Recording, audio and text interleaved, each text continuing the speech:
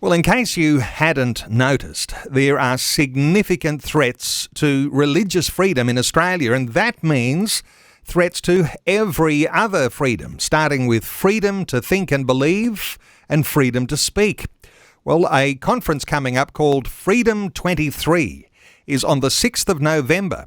It'll update and inform on issues like conversion therapy legislation in New South Wales, the ACT government takeover of Calvary Hospital, and the proposed Human Rights Act federally.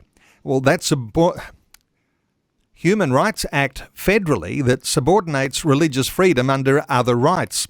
Mike Southon is Executive Director of the organisation called Freedom for Faith. Mike's joining us. Mike, welcome along to 2020. Thanks for having me. Mike, sometimes I get the impression that there are Christians who are not taking quite so seriously the threats to our religious freedom. How do you describe some of the things that have been developing? The first thing I'd describe them as is recent and sudden in some regards. So when people don't realise that the threats are coming, it's not overly surprising because they've just come so recently in our history. We've got a number of attacks on Christian and other faiths' abilities to say what we believe, to come together and as groups of people, organisations or schools or charities, and say this is what we believe, and we want people who are parts of our organisation to believe these same things. And we've been talking to Freedom for Faith for quite some years now, and you guys are really the spearhead of what is a coordinated effort so voices can be heard. Who's a part of the coalition of churches and organisations now who are behind Freedom for Faith? Well, we work with a very broad group of churches and other faith groups. Our core supporters are Anglican and Baptist, Presbyterian, the ACC, Australian Christian Churches, and the Seventh-day Adventists. But we work very closely with the Catholic Church, and then more broadly, we work with Muslims and Hindus and Jews, because religious freedom is freedom for all people of all faiths. Okay, now you're particularly aiming this conference that's coming up in November, not just at religious leaders, but you'd like to see all sorts of different people. What's the best profile of the sort of person who'll benefit most from the conference coming up? I would say somebody who is active in their church, a minister, a church elder, a keen layperson who wants to understand what's going on with religious freedom. What are the risks that we're looking at over the next couple of years? And most importantly, what can we do about them? Freedom for Faith is all about resourcing the church and other groups of people to be able to respond effectively to the threats that are coming to us and get good political outcomes. So we want to help you protect your freedoms. So resourcing the church and then mobilising. So it's not just about delivering a bit of information or a bit of background on what's going on, but also helping people to know how to take some actual action so that some sort of difference can be made. Absolutely, because if we don't start engaging politically effectively now, these decisions are being made by politicians every day, and we need to be able to talk to them wisely and gently, but effectively and well, to tell them what we're concerned about and what we're asking them to do. I mentioned a number of issues, and we probably haven't got time to talk about all of those. Let's get a focus on one that is front and centre on the agenda right now in New South Wales, which is your home state, and that's conversion therapy legislation, because a number of states already have this. And there's concern that what might happen in New South Wales will just be a duplicate copy of some of the very aggressive laws that we've seen in places like Victoria or in Western Australia or in Queensland that actually criminalises Christians. How do you describe the importance of this conversion therapy legislation and addressing it from a Christian view? Well, we want to be able to teach and support and love each other, and when we're talking about issues of sexuality, and we can't speak the truth to each other in love if we're not allowed to speak the truth. As you said, the legislation in Victoria is very aggressive, and it makes it illegal to have a conversation or pray with somebody or encourage them to, for instance, stay celibate if they are dealing with same-sex attraction and they come to you and ask for help.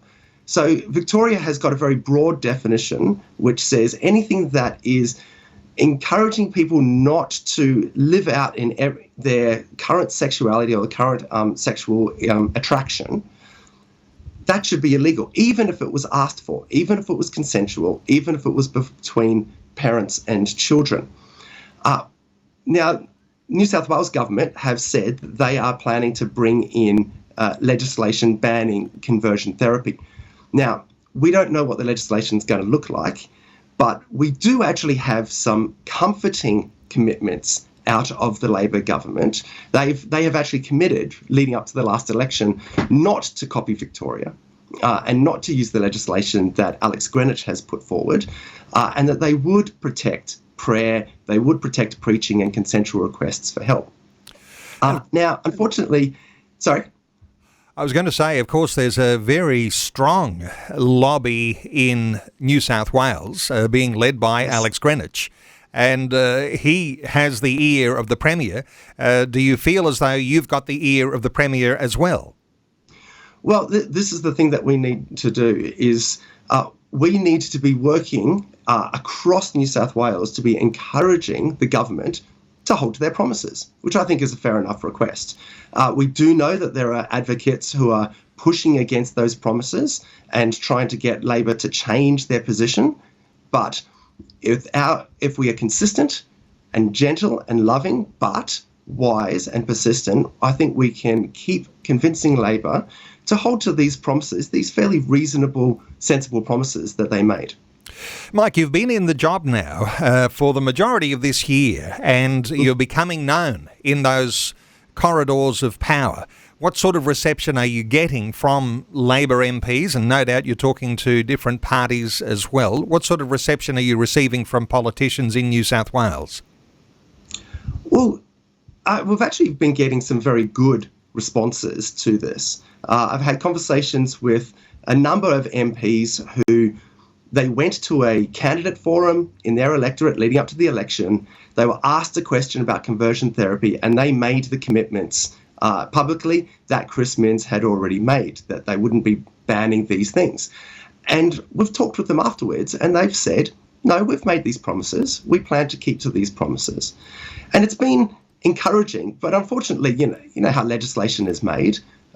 Anything can happen in the last minute. And so we want to be working very hard to just keep reminding the government, these are commitments that you made, and we look forward to you keeping them. And of course, I guess what we've been able to see from Victoria, Western Australia and Queensland is that when amendments are called for, when it comes to passing legislation, oftentimes those amendments are either completely dismissed and church leaders' views are brushed aside. How concerning is it that our political leaders may even be saying one thing in the corridors of the Parliament House, and then when it comes to passing the legislation, sometimes churches are ignored? I think churches have been sometimes a little less effective at being able to engage well with politicians at times.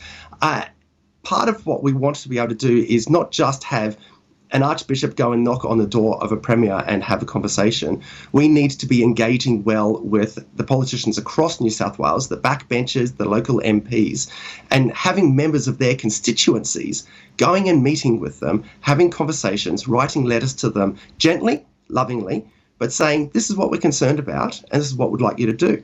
This is the sort of political engagement, I think, that has got far more impact than simply a lobbyist like me going and knocking on somebody's door.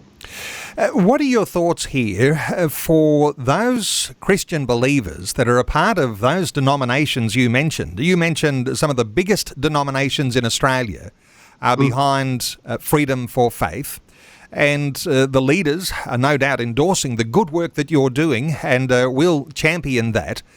But for the believers who are a part of those denominations, perhaps not getting in behind their leaders and supporting by way of actually becoming a significant sized group of people who can actually move politicians by moving their vote. What are your thoughts here for Christian listeners to our conversation today about getting in behind these battles that there are for religious freedoms?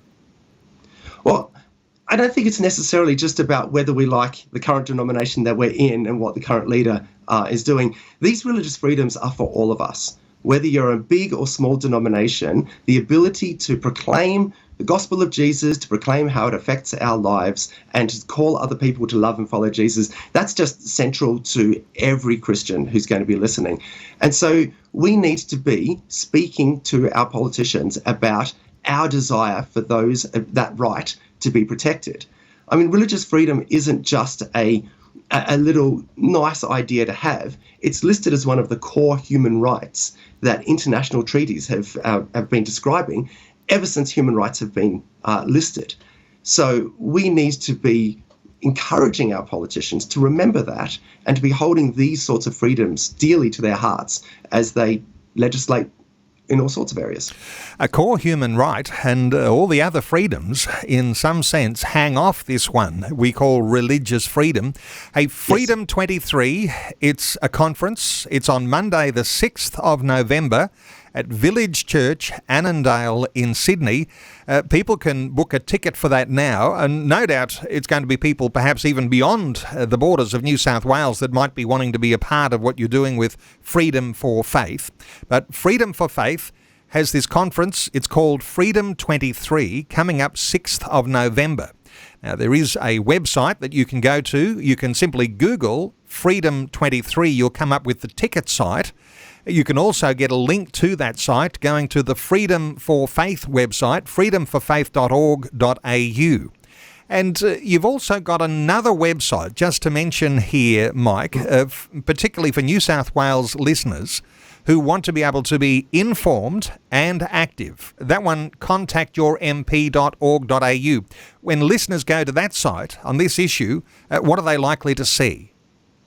So this is a website to help you talk to your MP about conversion therapy. It's got talking points. It's got guides for writing letters, for organising a meeting with your MP. You can look up who your MP is based on your postcode, and it takes you step by step all the way through to make it as easy as possible for you to go and say, whether it's a Labor MP or a Liberal MP, I'm concerned about this legislation and we want something sensible, please. Contactyourmp.org.au for New South Wales listeners, and of course the freedomforfaith.org.au website to connect with Mike Southon. Mike is the Executive Director of the organisation Freedom for Faith. Mike, thanks so much for the update today on 2020.